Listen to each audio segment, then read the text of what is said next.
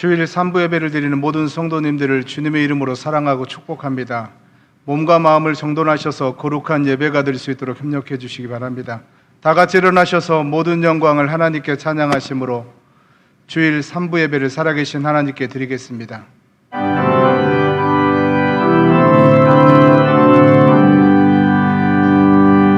모든 영광을 하나님께, 모든 영광을 하나님께, 온 마음과 뜻 다해 주 예배합니다. 모든 영광을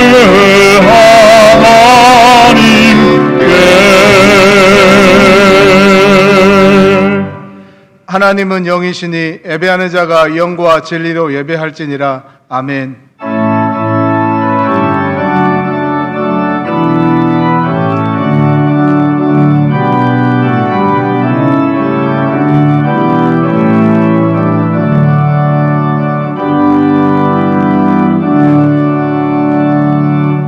사랑의 하나님, 감사합니다. 한 주간도 주님의 은혜 속에 지내게 하여 주셨다가 거룩한 주일날 살아계신 하나님을 예배할 수 있는 큰 은혜를 허락하여 주시니 감사합니다. 우리의 예배 처소는 다르지만 한마음 한뜻 되어 하나님을 예배할 때 우리 예배를 받아 주옵소서. 거룩하신 예수님의 이름으로 기도드립니다. 아멘.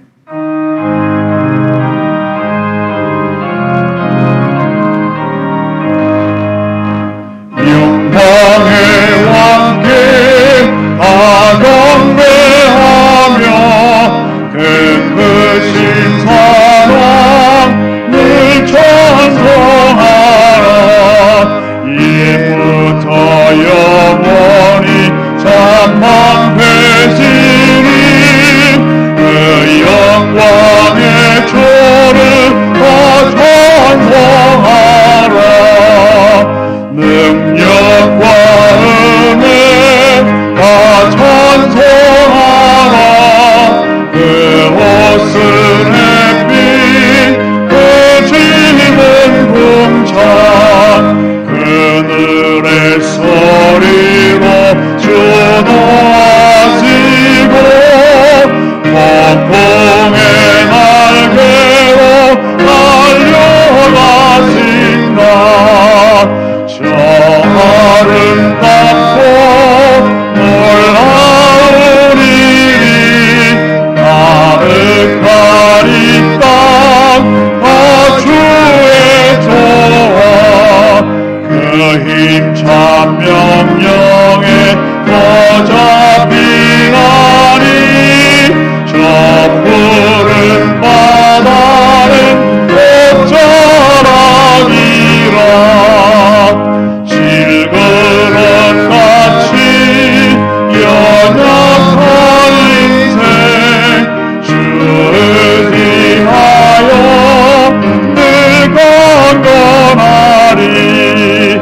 온 백성 지으신 사랑이시니 그 자비 영원히 영원합소라.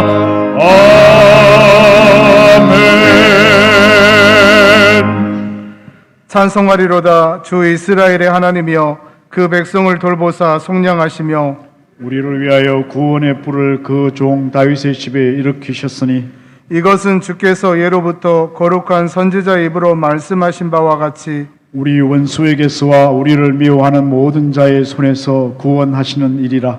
우리 조상을 긍휼히 여기시며 그 거룩한 언약을 기억하셨으니 곧 우리 조상 아브라함에게 하신 맹세라. 우리가 원수의 손에서 건지심을 받고 종신토록 주의 앞에서 성결과 의로 두려움이 없이 섬기게 하리라 하셨도다. 이는 우리 하나님의 긍휼로 인함이라. 이로써 돕는 해가 위로부터 우리에게 임하여 어둠과 죽음의 그늘에 앉은 자에게 비치고 우리 발을 평강의 길로 인도하시리로다. 그러므로 주께서 친히 징조를 너희에게 주실 것이라. 보라, 처녀가 잉태하여 아들을 낳을 것이요 그의 이름을 임마누엘이라 하리라. 아멘. 전능하사 천지를 만드신 하나님 아버지를 내가 믿사오며 그 외아들 우리 주 예수 그리스도를 믿사오니 이는 성령으로 잉태하사 동정녀 마리아에게 나시고 본디오 빌라도에게 고난을 받으사 십자가에 못 박혀 죽으시고 장사한 지 사흘 만에 죽은 자 가운데서 다시 살아나시며 하늘에 오르사 전능하신 하나님 우편에 앉아 계시다가 저리로서 산 자와 죽은 자를 심판하러 오시리라. 성령을 믿사오며 거룩한 공회와 성도가 서로 교통하는 것과 죄를 사하여 주시는 것과 몸이 다시 사는 것과 영원히 사는 것을 믿사옵나이다. 아멘.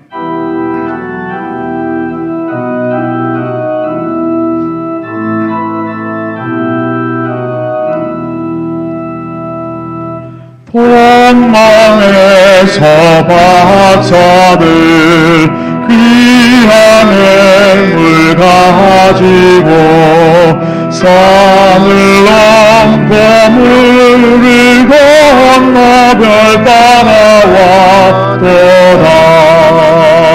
오 단일 밤의 밝은 별 아름답고 빛난 별 아기 예수 계신 곳에 우리 인도하여라. 베들레헴 임금께 나는 황금들이네. 영원토록 모든 백성 다스려 주소서. 오 하늘 밤의 밝은 별 아름답고 빛난 별 아기 예수 계신 곳에 우리 인도하여라. 거룩하신 구주께 많은 유향들이네. 만국 백성 찬송 드려 만유주 섬기세. 오 단일 밤의 밝은 별 아름답고 빛난 별 아기 예수 계신 곳에 우리 인도하여라. 주의 모족을 몸위해 많은 놀려드리네. 세상 모든 죄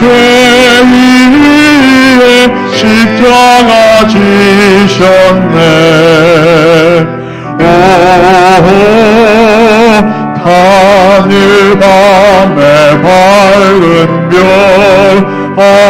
아름답고 빛난 별 아기 예수 계신 곳에 우리 인도하여라. 다시 사신 구주님 왕의 왕이 되시네. 할렐루야 할렐루야 모두 다 부르세. 오 하늘 밤의 밝은 별 아름답고 빛난 별 아기 예수 계신 곳에 우리 인도하여라.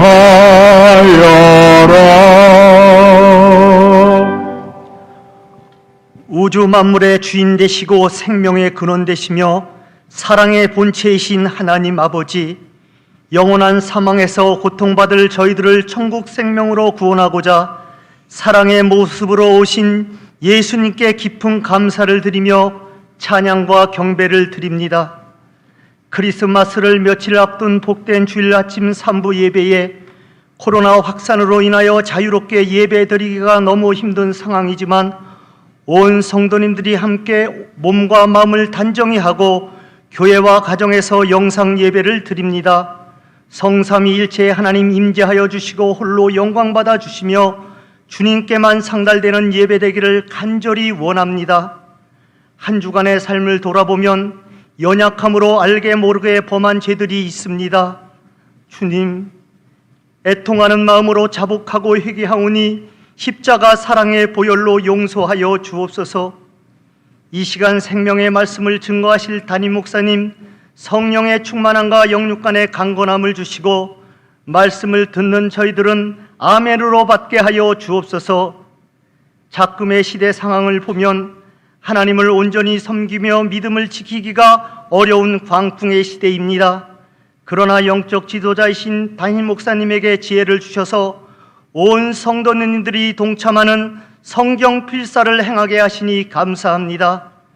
나그네와 같은 인생길에 길과 진리요 생명 되시며 저희들의 발걸음마다 등이 되어주시고 빛이 되어주시는 하나님이신 말씀을 대면하오니 주님의 깊은 뜻을 깨달아 아무리 어려운 상황이 저희들에게 온다 하여도 이기게 하여 주옵소서. 또한 잔입신앙으로 일어서는 계기가 되게 하여 주시며 정금 같은 믿음으로 승리하는 삶이 되게 하여 주옵소서. 너무나도 어렵고 힘든 2020년 한 해를 마무리하는 시기에 뒤돌아보면 모든 것이 하나님의 은혜였음을 고백하게 되며 감사를 드립니다. 이제 우리 성도님들이 올해 남은 시간을 은혜 중에 유종의 미를 거두게 하시고 코로나로 인하여 어려움에 직면하지 않도록 은혜와 지혜를 주옵소서. 나라와 민족을 위하여 기도합니다. 정치, 경제, 사회, 문화, 안보, 외교 등 무엇 하나 속시원하게 대하는 것이 없고 이념과 계층과 지역 간의 첨예한 갈등으로 너무나도 혼란한 가운데 있습니다. 자유 대한민국을 불쌍히 여겨주시며 정치 지도자들이 살아계시는 하나님을 두려워하는 날이 속히 오게 하여 주시고 하나님의 공의와 정의가 모든 분야에 흘러넘쳐 말씀의 지도를 받는 나라가 되게 하여 주옵소서. 하나님 아버지, 특별히 원하옵기는 하루속히 코로나 신약이 개발되고 백신이 확보되어 백성들이 신속히 투여받을 수 있도록 관계자들이 집중하게 하셔서 모든 분야가 회복되고 대면 예배로 전환되어 하나님께서 영광 받으시고 복음이 흥왕해지는 살기 좋은 나라가 되게 하여 주옵소서. 오늘도 주일학교에서 드려지는 모든 예배를 통하여 영광 받아 주옵소서. 예배의 시종을 주님께 의탁하옵고 이 모든 말씀 사랑으로 생명을 구하러 오신 예수님의 이름으로 감사하며 간절히 기도드리옵나이다. 아멘.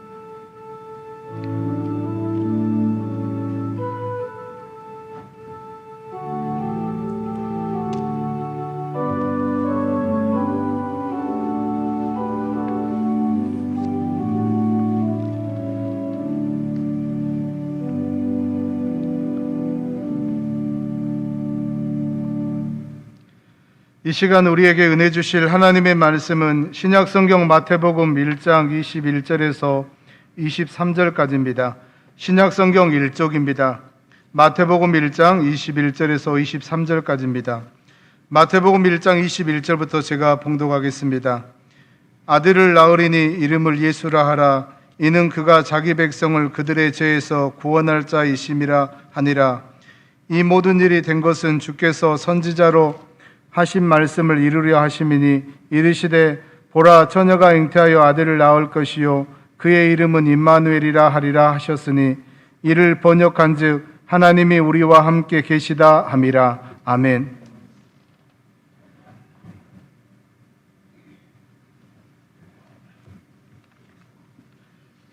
하나님 아버지 감사합니다. 12월 달 셋째 주 주일 3부 예배로 드릴 수 있도록 은혜와 복을 내려주시니 감사합니다. 영상 예배를 드리는 우리 모든 성도들에게 마음과 뜻과 정성을 모아 하나님의 말씀을 집중하게 도와주시고 예배에 집중하여 예배의 성공자들이 다 되게 도와주시며 은혜와 복을 받게 하여 주옵소서. 아버지 하나님, 우리 교우들 가운데 병든 자들은 고쳐주시고 얽히고 설켜 있는 문제 가운데 있는 사람들은 문제를 해결하여 주시고 마음에 품은 소원은 주님의 뜻 가운데 속에서 아름답게 이루어지는 역사가 일어나게 하여 주시옵소서. 하루속히 코로나19가 떠나가게 도와주시고 정상적인 예배를 드릴 수 있도록 우리 모두에게 은혜를 내려 주옵소서. 이 시간 하늘의 문을 열어주시고 우리의 마음의 문을 열어주시고 전하는 자 입술도 열어주시어서 오늘도 주시는 하나님 말씀을 통하여 은혜를 받으며 복을 받으며 새로워지는 역사가 일어나게 하여 주옵소서. 예수님의 이름으로 기도드리옵나이다. 아멘. 2020년도 12월 달 마지막 달이죠. 셋째 주 삼부 예배 참석하신 우리 모든 성도 여러분들에게 하나님의 은혜와 평강이 함께 하시고 기도하는 모든 기도들이 다 이루어지시기를 주님의 이름으로 축복합니다. 오늘은 마태복음 1장 21절에서 23절에 기록되어 있는 말씀의 내용을 가지고 임마누엘이라고 하는 제목으로 함께 은혜를 나누고자 합니다. 사람에게 있어서 이름은 굉장히 소중하고 의미가 있습니다. 옛말에 호랑이는 죽어서 가죽을 남기지만 사람은 죽어서 이름 석자를 남긴다는 말이 있습니다. 이런 의미에서 사람들의 이름이라고 하는 것은 세상 가운데서 그가 어떠한 존재인지를 규명하는 것이기도 합니다. 옛날 어른들은 사람의 이름에 그 사람의 운명이 있다고 믿기도 했다고 합니다. 성경을 보게 되면은 한 사람에게 하나님께서 이 땅을 살아가는 일에 그 이름을 바꾸어 주시면서 그를 사용하시는 모습을 우리는 성경에서 발견할 수가 있습니다. 우리가 잘 알고 있는 말씀의 내용을 보게 되면은요, 창세기 17장 5절에 보게 되면은 아브라함이 아브라함으로 바뀌는 역사가 일어납니다. 이제후로는 내 이름을 아브라함이라 하지 아니하고 아브라함이라고 하리니 이는 내가 너를 여러 민족의 아버지가 되게 하려 함이니라 라고 말씀했습니다. 여기 17장 내용을 보게 되면은 17장에서 할례 의식을 행하는 내용이 나옵니다. 그 이전에는 부르심에 순종해서 따라왔지만은 그의 이름은 여전히 아브람이라고 하는 단어를 썼습니다. 그리고 17장에 들어와서 할례 의식을 행하면서 하나님께서 그의 이름을 아브람에서 아브라함으로 바뀌는 역사가 일어나도록 만드시는 것을 보게 됩니다. 아브람이라고 하는 단어는 어떤 뜻입니까? 한 가정의 아비다, 한 집안의 아비다, 이런 뜻이 담겨져 있어요. 그런데 아브라함이라고 하는 단어는 어떤 단어냐면은 열국의 아비다라고 하는 말씀을 하고 있는 것이죠. 그러니까 하나님을 만나기 이전에 그의 삶의 모습은 내 개인 중심, 가정 중심으로만 살아가던 그런 사람이었어요. 하나님을 만나고 난 뒤부터 할례 의식을 행하고 사람이 달라지고 새롭게 되어졌습니다. 이제는 개인의 가정의 아비가 아니라 열국의 아비, 수많은 믿음의 사람들의 믿음의 조상이 되는 놀라운 축복의 말씀을 오늘 이곳에서 해주고 있는 것이거든요. 그렇기 때문에 아브라함이 하나님의 말씀을 부르심을 받아가지고 이제 정식으로 이 할례 의식을 행하면서 나아갈 때 그의 이름이 달라졌다라고 하는 것을 보여주고 있습니다. 또 믿음의 조상인 야곱의 모습을 보십시다. 창세기 32장 27절과 28절의 내용을 다 같이 한번 읽어보겠습니다. 시작. 그 사람이 그에게 이르되 네 이름이 무엇이냐? 그가 이르되 야곱이니이다. 그가 이르되 내 이름을 다시는 야곱이라 부를 것이 아니요 이스라엘이라 부를 것이니 이는 네가 하나님과 및 사람들과 겨루어 이겼음이니라. 자, 창세기 28장을 보게 되면은 야곱이 아비의 집을 떠나고 또 형 에서의 눈을 피해서 외삼촌 라반의 집으로 가는 장면이 기록이 되어져 있습니다. 거기에서 광야 베델이라고 하는 곳에서 하나님을 만나게 됩니다. 그리고 하나님의 음성을 듣고 하나님의 약속을 받고 야곱은 하나님 앞에 자기의 마음에 품은 소원을 하나님 앞에 아뢰드리는 것을 보여주고 있습니다. 그래서 거기에서 세 가지의 소원을 이야기하죠. 하나님께 약속을 드렸다 그 말이죠. 첫 번째는 이곳이 하나님의 전이 될 것이요, 두 번째는 하나님만이 나 유일한 하나님이 되실 것입니다. 세 번째, 이곳에다가 제단을 쌓겠습니다라고 하고 20년 동안 하란에서 외삼촌이 있는 그 집안에서 양을 치면서 살아왔습니다. 이제 그러다가 그가 20년이 되고 난 뒤에 아버지 집, 자기가 살고 있던 고향으로 돌아오게 되었습니다. 고향에 돌아와서 형님 에서와의 문제가 크잖아요. 염려와 걱정, 근심이 많았습니다. 야복 강가에서 밤을 새워서 기도를 하지 않아요? 그럴 때 하나님의 사자가 나타나서 이 야곱의 환도뼈를 치지 않습니까? 그럴 때도 끝까지 그 다리를 붙잡고 복을 주지 않으면 떠나갈 수가 없다라고 하면서 끝까지 메어 달리는 야곱의 모습을 보여주고 있습니다. 그러면서 너의 이름이 무엇이냐라고 물어본 겁니다. 그럴 때 야곱이 대답합니다. 야곱입니다 라고 이야기했습니다. 그랬더니 하나님의 사자가 말씀하시기를 너의 이름이 야곱이다마는 앞으로 너의 이름이 이스라엘이라고 부르리라 라고 말씀을 해 주었습니다.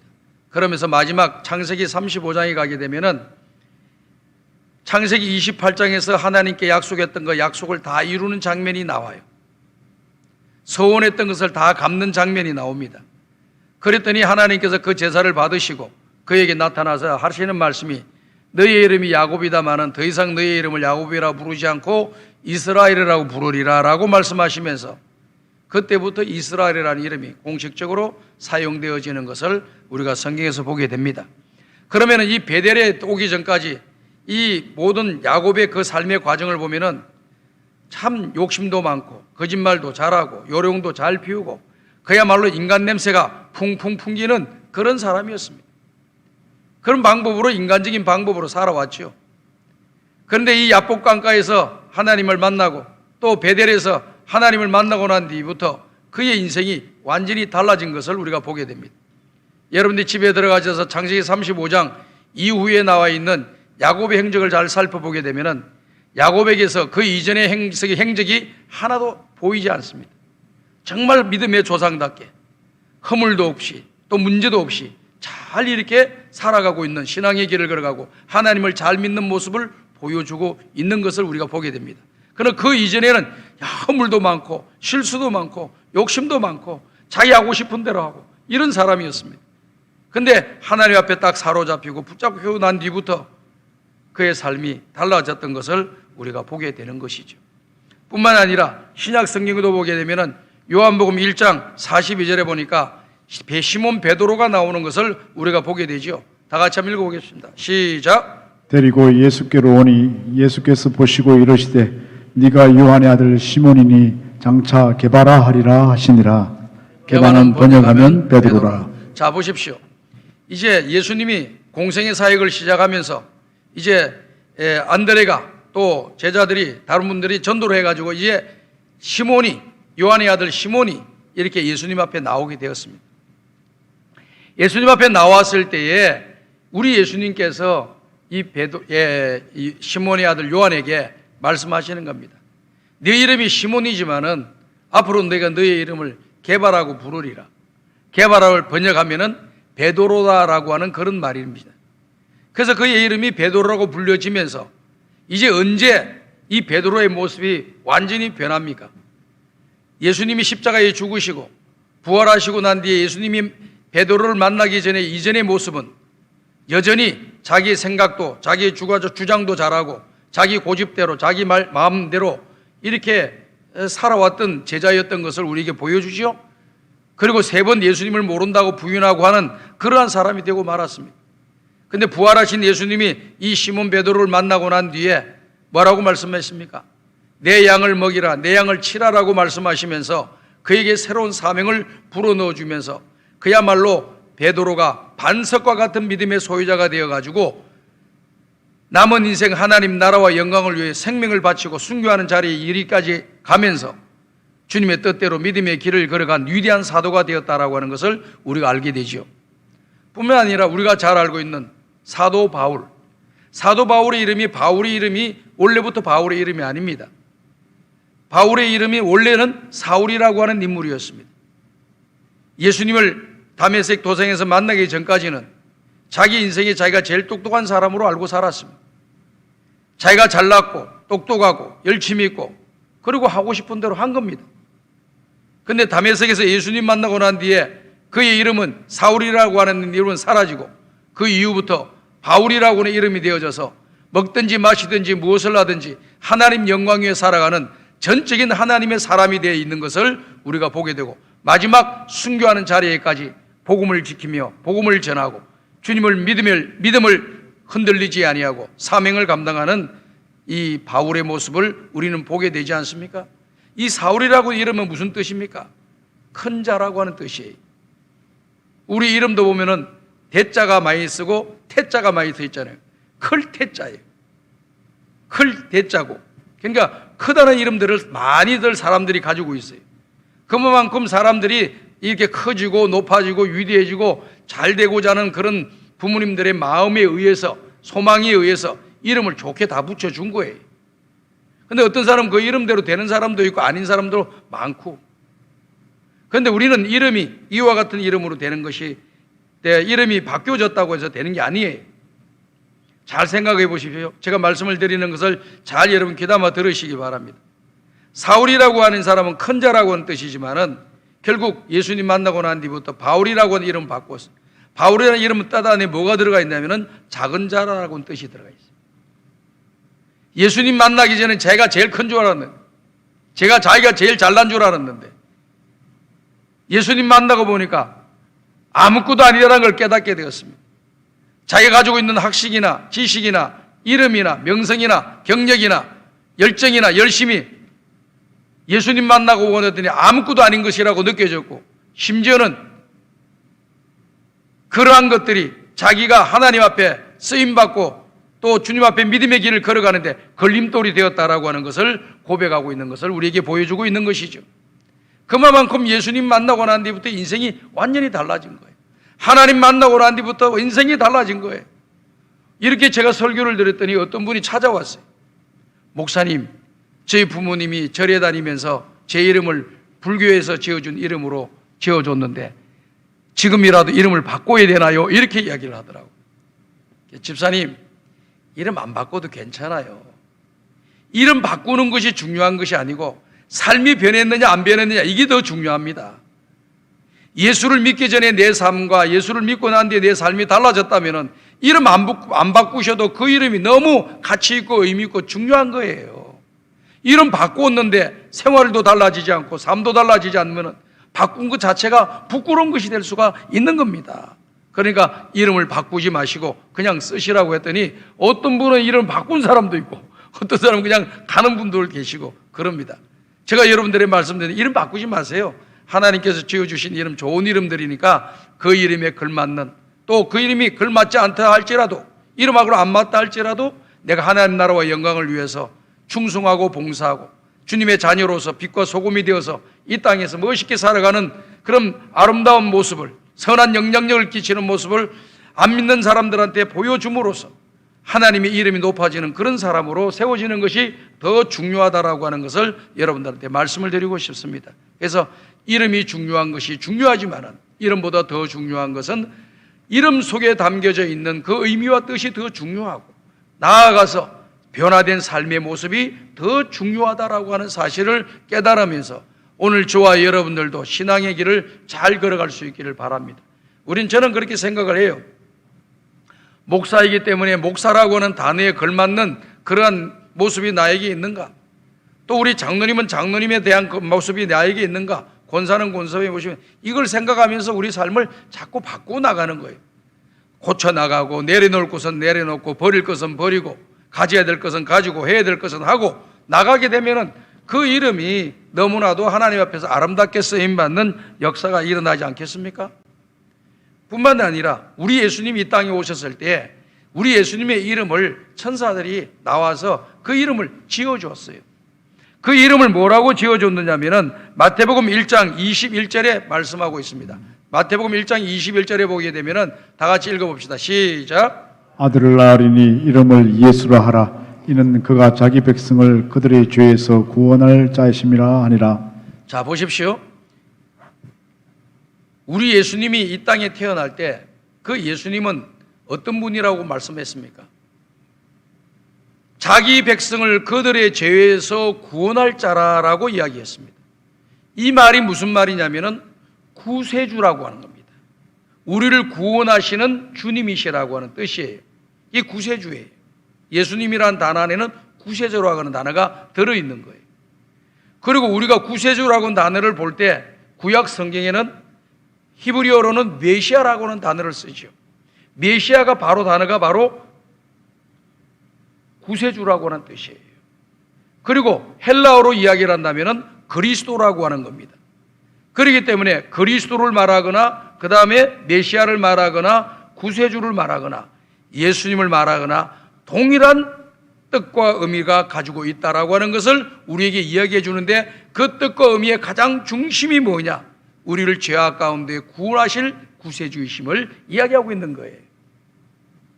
그렇기 때문에 오늘 저와 여러분들이 예수님을 만나가지고 가장 중심에 새겨야 될 것은 뭐냐? 내 죄를 사하시기 위해서, 내 죄를 사하시고 구원하여 주시기 위해서 이 땅에 오신 분이 우리 예수님이다라고 하는 사실을 마음에 깊이 새기면서 이것이 중심이 되어 오늘 말씀드리고자 하는 이 내용들을 잘 여러분들이 경청할 수 있기를 간절히 바랍니다.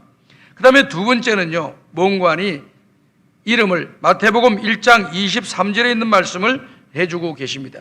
두 번째 이름입니다. 다 같이 읽어봅시다. 시작. 보라, 처녀가 잉태하여 아들을 낳을 것이요 그의 이름은 임마누엘이라 하리라 하셨으니 이를 번역한 적 하나님이 우리와 함께 계시다 함이라. 자, 이 말씀은 무슨 말씀이냐면은 이사야서 7장에서 이사야 선지자가 미리 예언해 놓은 그런 말씀의 내용입니다. 우리 예수님이 600년 이후에 태어나실 그 예수님을 바라보면서 앞으로 태어나실 그 주님은 임마누엘이라고 그 이름을 지어야 된다. 그 임마누엘이라고 하는 것은 어떤 뜻이 담겨져 있느냐?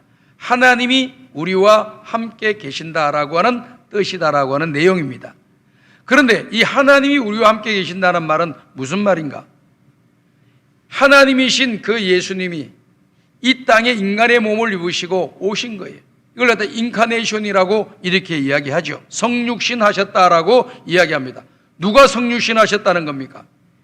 예수님이라고 하는 이 분은 하나님으로서 하나님이신데 이 땅에 오셔서 인간의 몸을 입으셔가지고 이 땅에 계시는 하나님이시라는 거예요. 그 하나님이 우리와 함께 계신다라고 하는 그러한 내용이에요. 우리가 요한복음을 보게 되면은 사람들이 하나님을 보이라고 하는데 하나님을 어떻게 보일 수가 있느냐라고 이야기를 우리 예수님한테 이야기를 합니다. 그럴 때 예수님께서 제자들에게 뭐라고 이야기하십니까? 나를 본 자는 하나님을 보았는데 어떻게 하여 하나님을 자꾸 보여달라고 이야기를 하느냐? 이 말씀을 하셨잖아요. 그 말씀의 뜻은 무엇입니까? 예수님 자신이 하나님이시라는 거예요. 하나님과 동등된 분이라는 겁니다. 하나님과 동등된 분이시기 때문에 예수님을 본 사람은 하나님을 본 사람과 같은 거라는 겁니다. 그러니까 예수님이 하나님이신 그분이 인간의 몸을 입으시고 이 땅에 오셔서 그분이 우리와 함께 계시는데 언제 함께 계시느냐? 영원토록 함께 계시는 거예요. 그래서 그 예수님을 우리가 믿고 받아들이고 영접하게 되면은 하나님을 믿고 받아들이고 영접하는 것과 똑같은 거예요. 이게 성부와 성자와 성령 삼위일체 하나님을 우리가 영접하는 것과 똑같은 거예요. 그렇기 때문에 예수님은 우리와 영원토록 함께 하시는 분이라고 하는 것을 임마누엘이라고 하는 이름 속에서 그 예수님이 가지고 있는 특성에 대해서 잘 말씀해 주고 있는 것이죠. 그래서 그 예수님은 언제까지 우리와 함께 하시느냐? 영원토록 함께 하시는 거예요. 영원토록.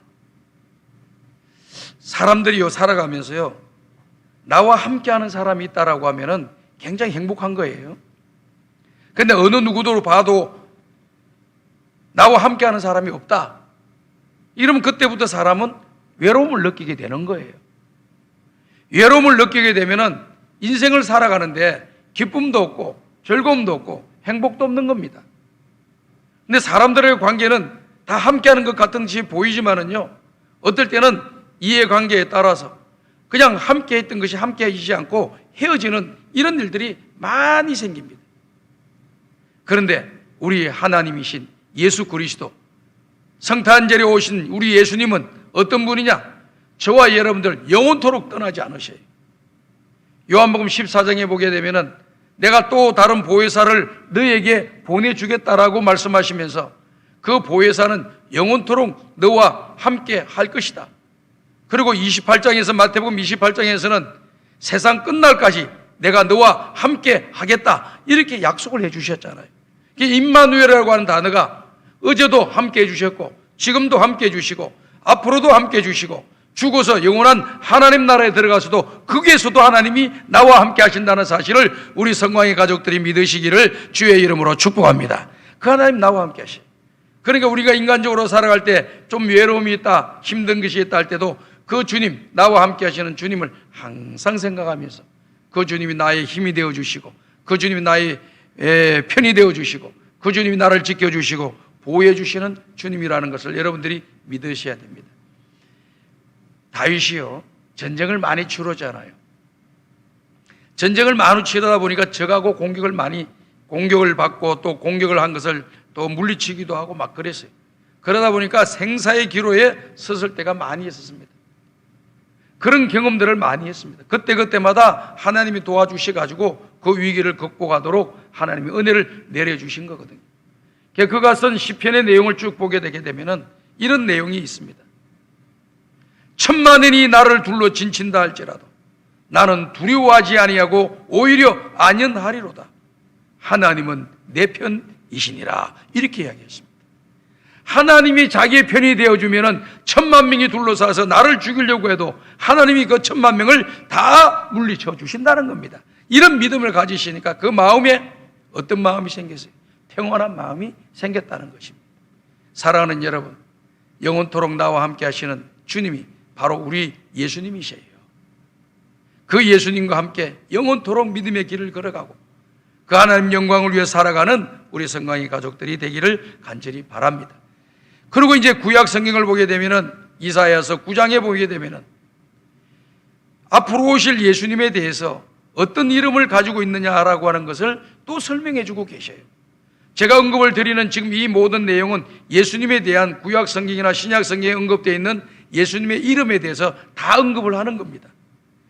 이사야 9장 6절에 나와 있는 말씀의 내용을 보면은 예수님의 이름에 대해서 이렇게 설명하고 있습니다. 다 같이 읽어봅시다. 시작.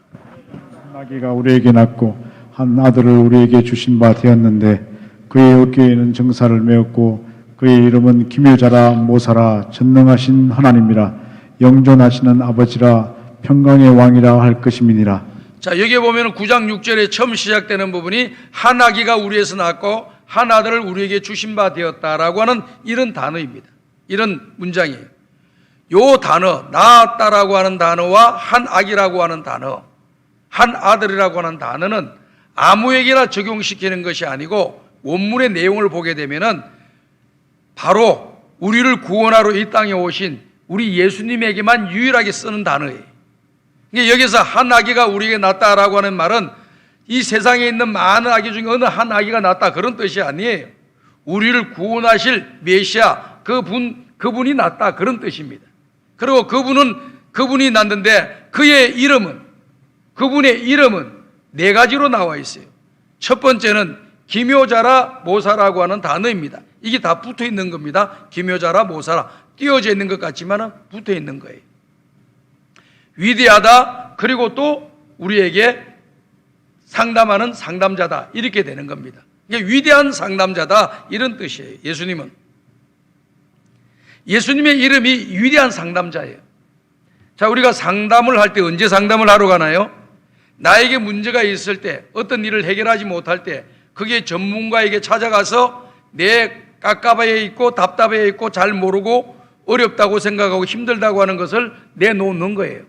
그럼 전문가는 그걸 다 들어보고 거기에 대한 조언을 해줘가지고 그 문제가 해결되도록 해주는 분들이 카운셀러라고 하는 거예요. 그렇기 때문에 어떤 전문 분야에서 카운셀러로서 역할을 내주시는 분들 계시고, 또 인간의 이런 삶의 문제에 있어서 들어오는 정신적인 문제나 마음의 문제나 생각의 문제에 대해서 상담하는 그런 분들도 계시고요. 또 인간의 건강에 대해서 상담하는 그런 분도 계시고요. 그런 분이 계십니다. 제가 여러분 한번 생각해 보세요. 우리 대한민국에는 이 정신과라 그러면은 잘 안 갈라 그래요. 정신과 교수한테 찾아가서 상담하려고 하는 것을 잘 안 하려고 한다, 그 말이에요. 근데 이거는 참 잘못된 것이라고 생각이 됩니다. 우리 문화가 정신과에 가면 미친 사람 아니야? 이런 생각이 선입견이 있기 때문에 거기 가는 것을 다른 사람한테도 말하지도 않고 자기 자신도 부끄럽게 여기고 숨어서 찾아가는 것이 정신과인 것 같아요. 일반 의사들한테도 갈 때도요, 자기 몸 아픈 거 다 이야기해 줘야 돼요. 아파서 가는 거예요. 몸이 아파서 가는 거예요, 일반 의사들. 뭐 내과, 뭐 외과, 또 뭐 그래서 정형외과, 그다음 피부과, 안과, 뭐 이런 게 다 이비인후과 다 있지 않습니까? 내 몸에 지금 문제가 있으니까 찾아가는 거예요. 찾아가면 상담하면은 그 전문가인 그분이 다 들어보고, 아, 이 문제는 어떻게 됐으니까 이렇게 치료를 받으면 되겠습니다 하고 정답을 내놓고 치료를 받으니까 나아지는 거예요. 문제가 해결되는 거예요. 마찬가지로 정신적인 문제, 마음의 문제 이런 것들도요, 정신과 상담 의사 그 분야가 달라요. 달라가지고 그 분야, 몸의 육체의 부분이 아니라 정신적인 문제니까 정신적인 분야의 전문가인 선생님에게 찾아가서 내가 이런 지금 염려가 있습니다, 이런 걱정이 있습니다, 이런 것 때문에 잠을 못 잡니다, 이런 것 때문에 우울해집니다, 이런 걸 이야기를 해줘야죠. 육체의 병이 걸린 거나 그거에 걸린 거나 똑같은 겁니다, 여러분. 똑같은 거예요. 오히려 그것이 부끄럽다고 안 가는 사람들이 그 질병이 더 커져서 나중에 돌이킬 수 없는 상태에 빠지는 사람들이 많이 있어요. 그러니까 자주 가셔야 돼요. 문제가 좀 있다고 한다면. 근데 신앙적으로 기도하면서 문제도 해결해야 되지만은 때로는 전문가의 도움도 받아야 되는 겁니다. 그래서 이 정신과 의사들이 그런 분들의 이야기를 듣습니다. 여러 가지 이야기를 좀 정신적인 문제 또 마음의 문제 다 들으면서 그 힘들고 어려운 거잖아요. 이 힘들고 어려운 것을 선생님이, 의사 선생님이 잘 들으시고 그 다음에 처방도 해주시고 약도 조제해 주시고 이렇게 합니다. 그런데 여러분이 알아야 될 것은 뭐냐면 그런 이야기를 자꾸 듣다 보니까 정신과 의사 선생님들이 머리가 아픈 거예요. 마음이 막 혼란스러운 거예요. 그래서 이분이 어디로 가느냐? 또 다른 동료 정신과 교수한테 찾아가서 상담을 하는 거예요. 그래서 상담에서 내 속에 있던 것을 다 드러내서 이야기를 하고 그 교수님은 또 이렇게 터치해 줘가지고 또 가르쳐 줘가지고 그 문제가 해결되도록 풀어주는 겁니다. 그러니까 여기에서 우리가 문제가 있다고 한다면은 찾아가는 것을 두려워하지 말고 또 찾아갔다고 해서 주변에 있는 사람들이 이상하게 보는 눈을 빨리 여러분들이 끊어야 돼요. 그렇게 보시면 안 됩니다. 아니, 몸이 아픈 거는 괜찮고 정신적으로 아픈 거는 안 됩니까? 정신적인 아픈 게 더 고통스러운 거예요. 그러니까 더 치료를 잘 받아야 되는 겁니다. 그렇게 해야 되는 거예요. 그런데 원더풀 카운셀러라고 하시는 우리 예수님은 어떤 분이에요? 세상의 사람들은 이런저런 문제를 가지고 상담을 해도 답이 안 나오는 사람들이 많아요. 해결이 안 되는 것이 많아요. 그런데 우리 예수님은 원더풀 카운셀러이기 때문에 저와 여러분이 가지고 있는 인생의 모든 문제들을 다 가지고 주님 앞에 나가게 되면 우리 주님이 그 문제를 잘 들으시고 우리에게 은혜를 내려주실 줄로 믿습니다. 그래서 원더풀 카운셀러라고 하는 거예요. 위대한 상담자라고 하는 거예요. 우리 인간이 살아가면서 제일 문제되는 게 뭐예요? 우리 힘으로 해결 안 되기 때문에 찾아가야 될 것이 뭐냐면은 첫 번째는 죽음의 문제예요. 이 세상에 어떤 사람이 이 죽음의 문제를 해결해 줄 수 있겠습니까? 아무런 답도 내릴 수도 없습니다. 세상에 어떤 사람도. 그런데 우리 예수님만은 분명히 그 답을 우리에게 주고 계시지 않아요. 나는 부활이요 생명이니 나를 믿는 자는 죽어도 살겠고 무릇 살아서 나를 믿는 자는 영원히 죽지 아니하리라. 사망 권세를 깨뜨리시고 이기신 우리 예수님이 이 죽음의 문제에 대해서 말씀을 해주시면서 주님을 믿는 것만이 이 죽음의 문제를 해결할 수 있는 유일한 길임을 말씀해 주고 있습니다. 나는 길이요 진리요 생명이니 나로 말미암지 않고는 아버지께로 올 자가 없다고 했어요. 지금 지구상에는 70억 가까운 사람들이 살고 있지만은 인생이 어디서 와서 무엇을 하다가 어디로 가야 하는지를 모르고 다 죽음의 종착역을 향해서 열심히 지금도 1초도 쉬지 않고 달려가고 있습니다. 지금 어떻게 생각해 보면 허무해지잖아요. 허무해지잖아.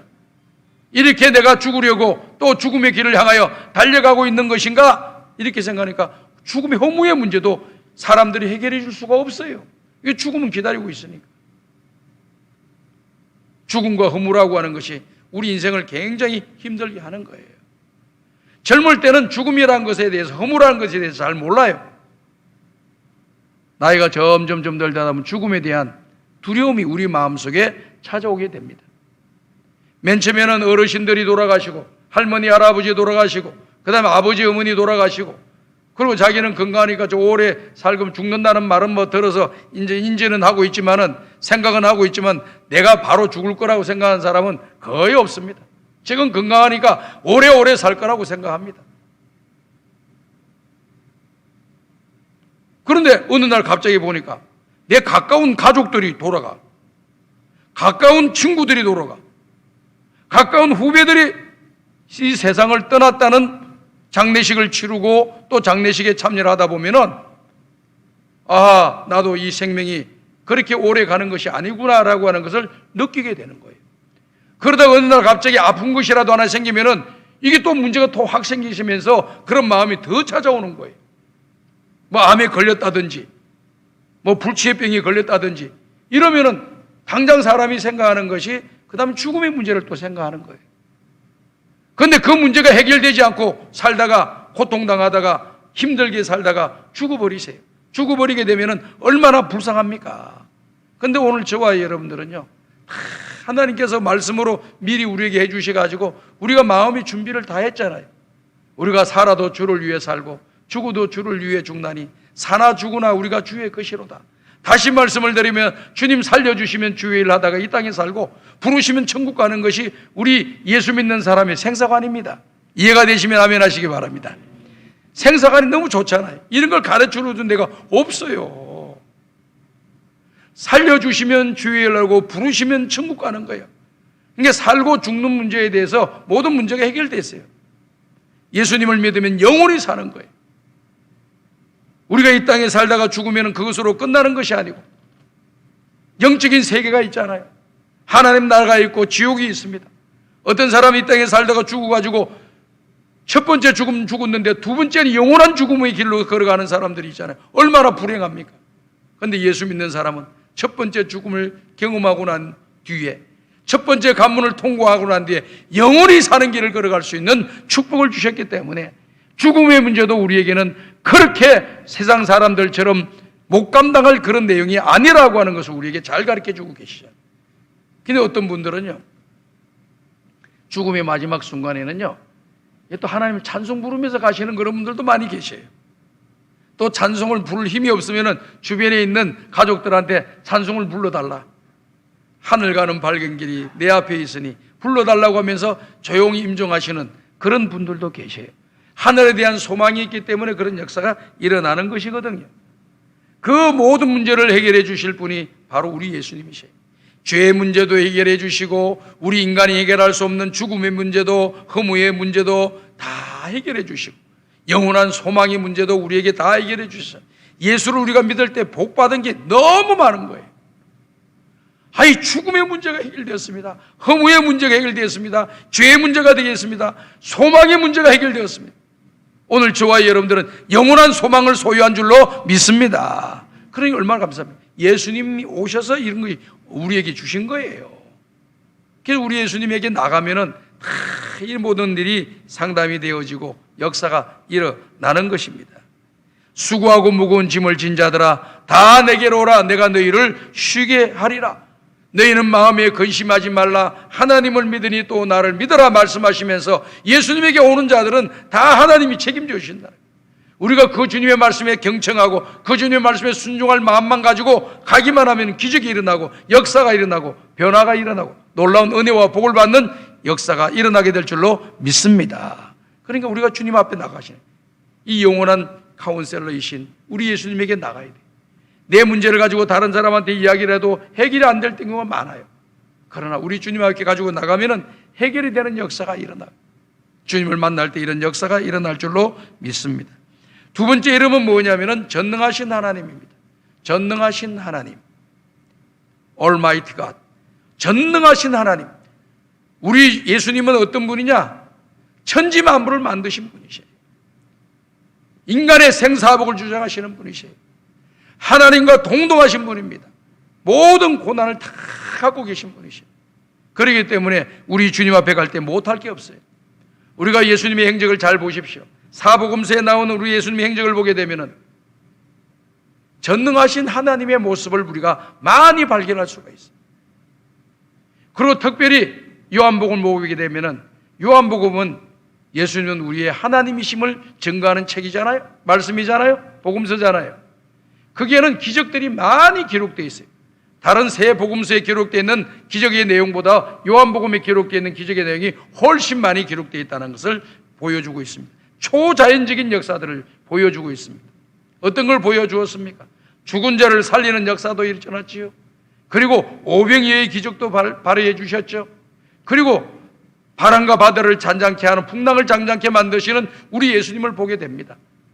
그리고 귀신 들린 자를 온전하게 만드시는 우리 예수님을 또 보시게 되고 38년 된 병자도 고쳐주시고 나병 환자도 불치병이라고 하는 나듬의 환자도 고쳐주시는 우리 예수님의 모습을 우리에게 보여주잖아요. 왜 그럴까요? 당연한 거죠. 전능하신 하나님이시기 때문에.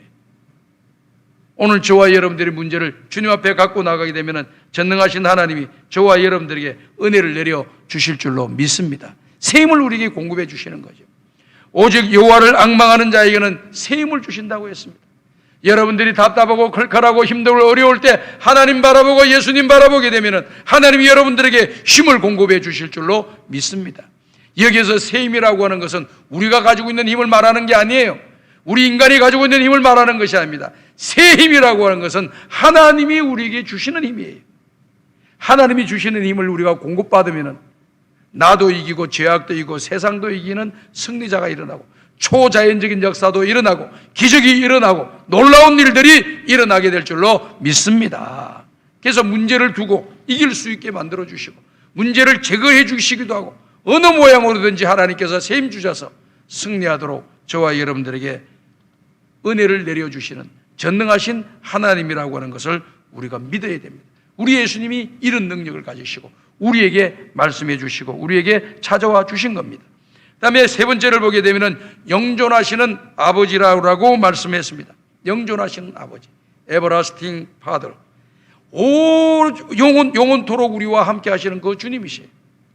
조금 전에도 제가 말씀을 드렸던 것처럼 우리 하나님 아버지는 어떤 분이시느냐? 우리와 영원토록 함께 하시는 분이시에요.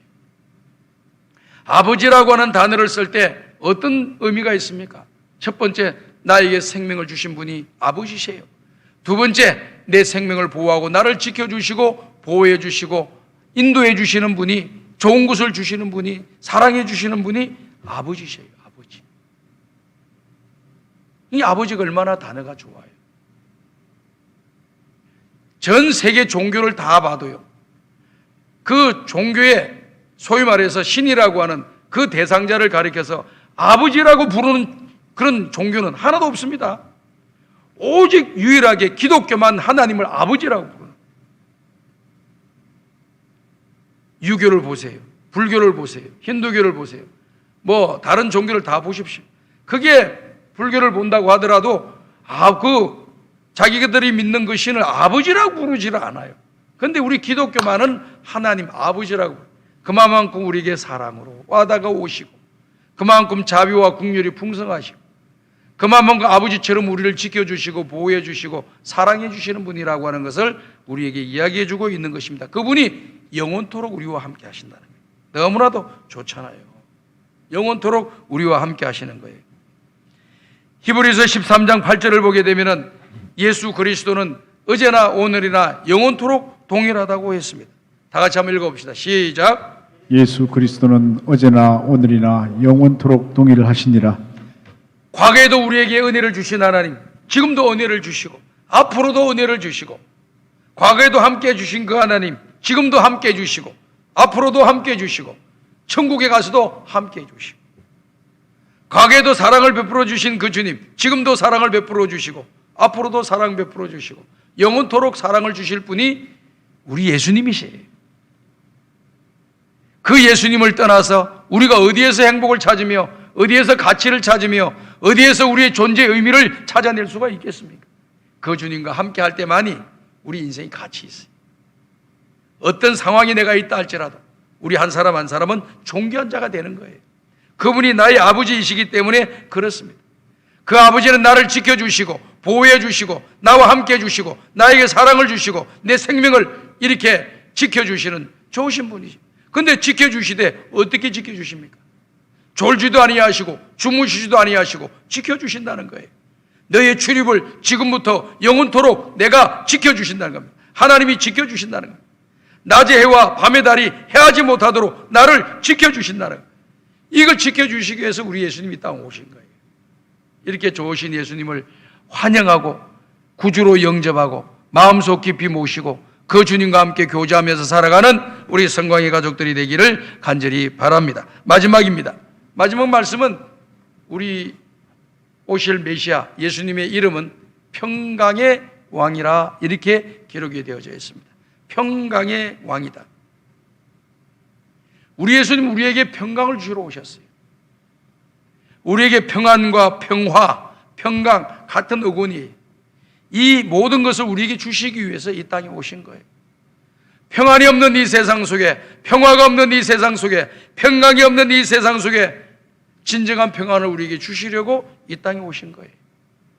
하나님과 우리 사이를 평강을 주시고 우리 이웃들과 간의 평안을 주시고 무엇보다도 자연과의 관계 속에서도 평화를 주시기 위해 오셨고 가장 중요한 평안은 바로 예수님이 십자가에 죽어주심으로 하나님과 우리 사이를 화목시키셔서 주 안에서 참된 평안을 누리도록 해주시는 거예요. 그래서 우리 예수님께서 요한복음 14장 27절에 이 말씀 하셨잖아요. 이 말씀의 의미가 바로 그런 뜻이에요. 다 같이 한번 읽어봅시다. 시작. 평안을 너희에게 끼치노니 곧 나의 평안을 너희에게 주노라. 내가 너희에게 주는 것은 세상이 주는 것과 같지 아니하니라. 너희는 마음에 근심하지도 말고 두려워하지도 말라. 자, 하나님이신 우리 예수님이 우리에게 주시는 평안이라고 하는 것은 세상이 주는 평안이 아니라는 겁니다. 세상이 주는 것과 다르다는 겁니다. 세상을 살아가면서 우리가 예를 들어서 없다가 있게 되면 평안해요, 마음이.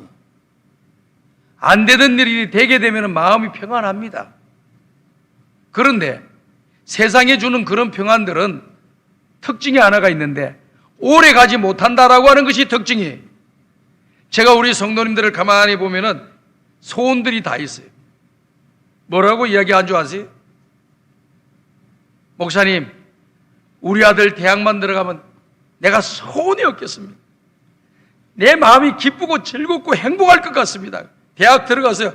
기분하니까 원하니까 좋다고 막 박수치고 행복해 하시더라고. 한 3학년, 4학년쯤 되니까 이제 취업 걱정이 나게. 우리 아들 취직만 했으면 좋겠다. 또 걱정이 또. 취직하고 나왔더니 좋은 직장 들어갔어요. 그랬더니 좋다고 박수쳐요. 그러더니 그 다음에 장가를 가야 될 거야. 결혼을 해야 될 거 아니에요. 좋은 배우자를 만나야 된다고 또 배우자 잘못 나면 인생 망치는데 하면서 막 또 이렇게 그냥 걱정을 하면서 또 막 기도를 해요. 그럼 그것이 또 끝났나 싶으면 결혼해서 좋은 배우자 만나가지고 해서 박수치고 좋고서 축하해 줬는데 그것이 끝났나 싶으니까 애가 안 나온다고 또 그래 난리네. 또 애가 안 나온다고. 애가 나와야 될 텐데 애가 안 나온다고. 뭐가 문제가 있나 이거 어쩌면 좋나. 한도 끝도 없는 것이 세상에 주는 평안이에요. 그러나 예수님 안에서 받는 이 평안은 세상 사람들이 주는 것과 같지 않다 그랬어요. 세상이 흉내낼 수 없는 영원한 평안을 저와 여러분들에게 주시는 줄로 믿습니다. 우리가 주님 안에 있으면 참 평안을 우리가 누리는 거예요. 주님 안에 있으면 나의 죄를 위하여 십자가에 죽으신 예수님을 생각하게 되면 너무 다른 것들은 다 사치스러운 거예요. 없어도 되는 건데 하나님이 틈으로 또 자꾸 주시니까 그냥 감사할 뿐입니다. 아무것도 안 주고 내 생명 거둬가도 우리는 할 말이 없는 사람들이에요. 왜? 놀라운 은혜와 축복을 받았기 때문에. 그런데 이 땅에 살아가면서 필요한 거 이것도 주시고 저것도 주시고 이런 자리에 올라가게 만드시고 저런 일도 하게 만드시고 하나님이 이렇게 해주시는 거예요. 이게 은혜죠. 그러니까 우리는 그런 모든 일에 순종하고 충성하고 봉사하고 헌신하면서 믿음의 길을 걸어가서 하나님께 영광을 돌리고 은혜와 복을 받는 사람들이 되어야 될 줄로 믿습니다. 우리는 닷새에 오면은 성탄절이 시작돼요. 성탄절, 우리 예수님이 오신 날 예배하는 성탄절이에요. 올해는 이 코로나19로 인해 가지고 성탄절 예배를 지금 못 드리게 계시겠어요. 또 똑같이 지금과 같이 동영상 예배 드리는 이런 상황이 왔어요. 얼마나 안타까운지 모르겠어요. 송천 예배도 못 드릴 것 같지요.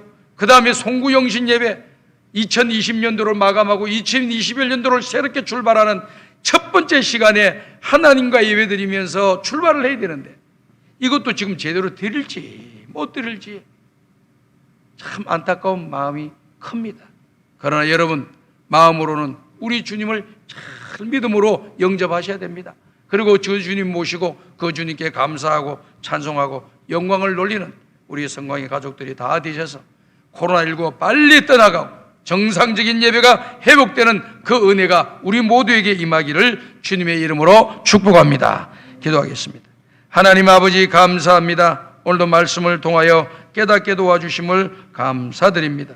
하나님 아버지, 늘 우리 주님 나와 함께 하시고 나의 모든 죄의 짐을 짊어지신 그 주님, 나의 죄를 사해 주시고 구원을 주신 또 은혜와 평강을 주시는 좋으신 주님을 우리가 마음껏 환영하고 영접하고 그 주님과 함께 평생토록 믿음의 길을 걸어가고 주님의 영광을 위해서 충성하고 순종하고 믿음의 길을 걸어가는 하나님의 사람들 다 되게 도와주시고 이번 성탄절의 기쁨과 평화와 은혜가 우리 모든 성광의 가족들에게 풍성하게 임하게 하여 주시옵소서. 예수님의 이름으로 기도드리옵나이다. 아멘.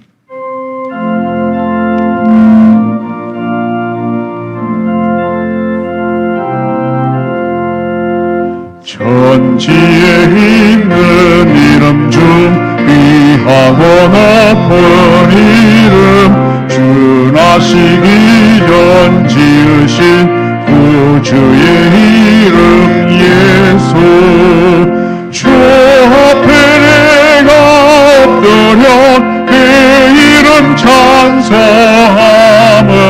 내 귀에 들린 말씀 중 귀하신 이름 예수 주 십자가에 달릴 때 명패에 쓰인 대로 저 유대인의 왕이요 모두리 왕이시라 저 앞에 내가 엎드려 그 이름 찬송함은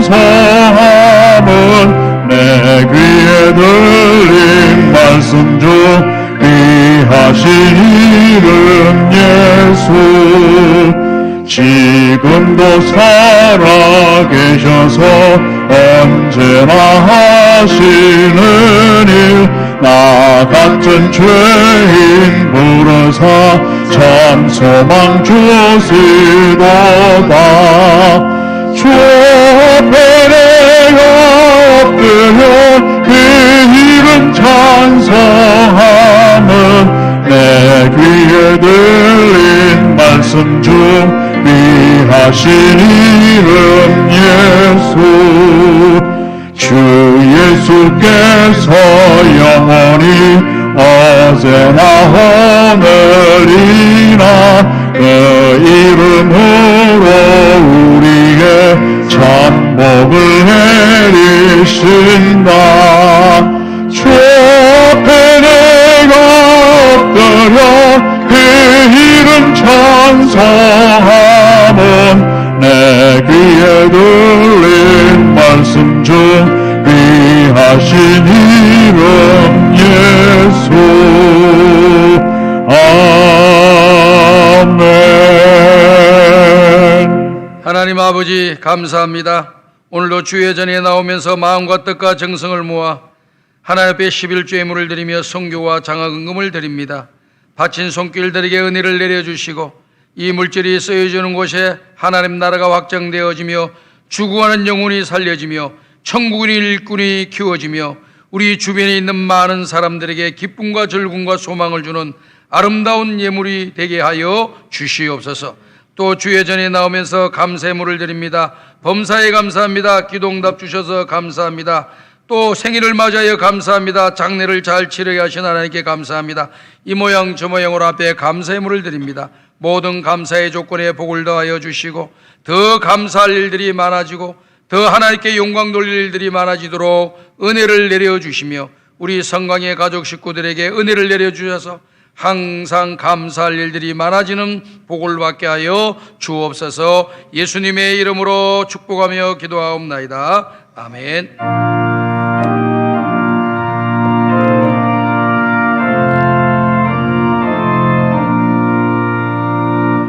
이 천지간 만물들아 거주시는 주여 전능성부 성자 성령 찬송하고 찬송하세.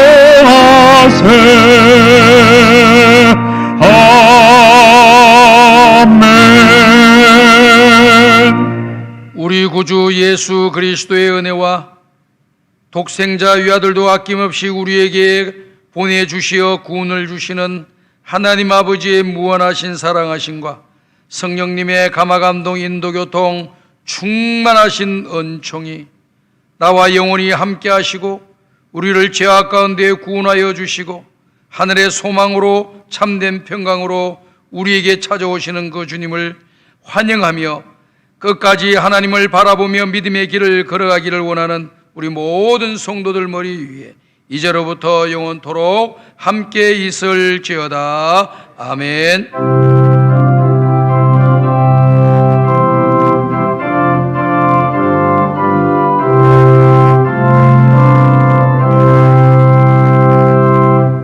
자리에 앉아주시기 바랍니다. 교회 소식 알려드리겠습니다. 여러분들이 잘 알고 있는 것처럼 코로나19의 상황이 심상치 않습니다. 그래서 지금 계속해서 교회에서 비대면 예배를 드리며 동영상으로 예배를 드리는 안타까운 일들이 우리에게 이루어지고 있는데요. 이번 성탄절 예배는 9시 반, 11시 반 두 번 예배를 드리는데 상황이 이리 되다 보니까 영상 예배로 드려야 될 그런 상황이 되고 가는 것 같습니다. 여러분 기도해 주시고 또 영상 예배에 꼭 참석하셔서 우리 주님 오신 그날을 우리가 기념하고 환영하고 찬송하는 예배를 꼭 드릴 수 있도록 믿음의 길에서는 여러분들이 꼭 되시기를 바랍니다. 그리고 2021년도 나에게 주시는 말씀을 송구 영신 예배 때 우리가 드리는 거거든요. 근데 지금 이 상황을 보게 되면은 송구 영신 예배 때 드리게 되면은 너무 좋고요. 만약에 또 못 드리게 당국에서 또 이렇게 지도가 또 나온다고 한다면은 할 수 없이 또 영상 예배를 드려야 됩니다. 그래서 말씀을 이번 주에 화요일과 수요일, 목요일에 걸쳐서 교회에 나오는 2021년도 카렌다와 그리고 하나씩 포장되어 있는 일회용 마스크 8장인가 이렇게 넣고 그 다음에 성탄 예배 순서와 송구 영신 예배 순서 그리고 성탄절 절기연금 봉투를 거기다 다 넣어 놓았습니다. 그래서 여러분들한테 가정에 다 배달할 거니까 여러분들이 일주일에 한 번씩 교회에 나와서 이렇게 기도 대행진을 하고 계시잖아요. 그때 나와서 헌금함에 넣으시거나 사무실에 맡기시면 되고요. 그리고 못 나오시는 분들은 온라인에 번호가 있으니까 거기다가 헌금을 하시면 되겠습니다. 그래서 연말 연시를 우리 성도님들이 은혜 가운데 잘 지내고 내년 또 초가 되면은 신년 특별 새벽 기도를 진행해야 되는데 이 일이 도대체 어떻게 될지 좀 깝깝합니다. 담임 목사로서. 그래서 우리 성도님들이 기도 많이 해주시고 우리 대한민국이 코로나가 떠나가고 전 세계 코로나가 빨리 종식되는 날이 오도록 기도해 주시기를 부탁드립니다. 나머지 내용은 여러분께서 주부를 잘 보시고 참고해 주시고 기아 대책기구에서 나눠주신 이런 사랑의 밥그릇도 여러분 기도하실 때 사무실에다 맡기세요. 지금 한 200개 가까이 들어왔다고 하는데요. 여러분들이 다 차기를 기다리지 마시고 빨리 채워서 갖다가 거기에 갖다 넣어주시면 불우한 이웃들 연말에 잘 돕도록 하겠습니다. 찬송가 430장을 부르면서 12월 달 셋째 주 3부 예배를 모두 마치겠습니다.